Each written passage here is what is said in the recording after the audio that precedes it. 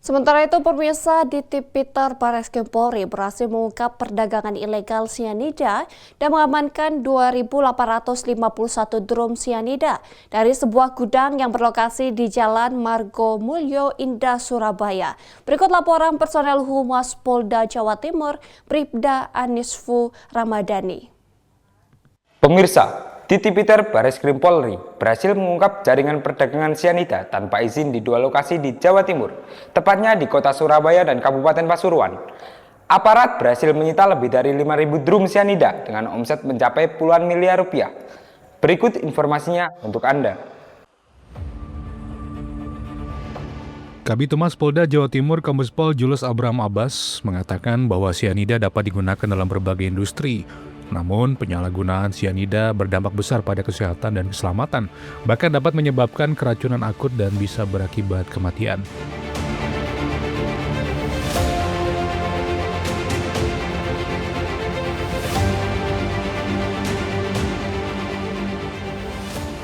Sianida dapat digunakan dalam berbagai industri. Namun, penyalahgunaannya tentu berdampak besar pada kesehatan dan keselamatan masyarakat. Penggunaan sianida yang tidak tepat itu dapat menyebabkan keracunan akut dan bisa berakibat kematian. Oleh karena itu, penanganan dan pengawasan sianida harus dilakukan dengan sangat ketat. Dalam beberapa waktu yang lalu, tim Barreskrim Polri telah berhasil mengungkap kasus sianida di wilayah hukum Polda Jawa Timur. Direktur Tipiter Barreskrim Polri Brigjen Pol Nunung Saifuddin mengatakan bahwa satu orang tersangka berinisial SE telah ditetapkan sebagai tersangka. SE diketahui menjabat sebagai Direktur PT Sumber Hidup Cemindo dan melakukan impor sianida secara ilegal dari Tiongkok. Selain itu, ia juga menyebut keuntungan ilegal yang diperoleh dari perdagangan sianida ilegal mencapai lebih dari 59 miliar rupiah.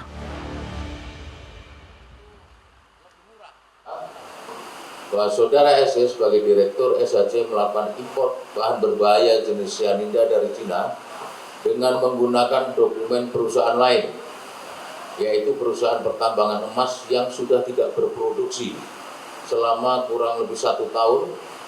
Tersangka telah mengimpor kurang lebih 494,4 ton atau 9.888 drum sianida. Ini hanya 1 tahun. Nanti akan saya sampaikan omset 1 tahun ini berapa ya.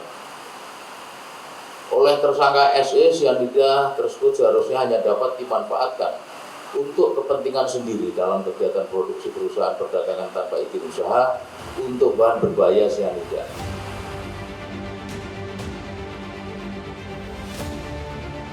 Direktur Tipiter Barreskrim Polri Brigjen Pol Nunung Saifuddin menyebut atas perbuatannya tersangka dijerat menggunakan Undang-Undang tentang Perdagangan dengan ancaman pidana penjara paling lama 4 tahun atau denda paling banyak 10 miliar rupiah dan atau Undang-Undang tentang Perlindungan Konsumen dengan ancaman pidana penjara paling lama 5 tahun atau denda paling banyak 2 miliar rupiah. Dari tim Humas Polres Polda Jawa Timur melaporkan untuk Polri TV.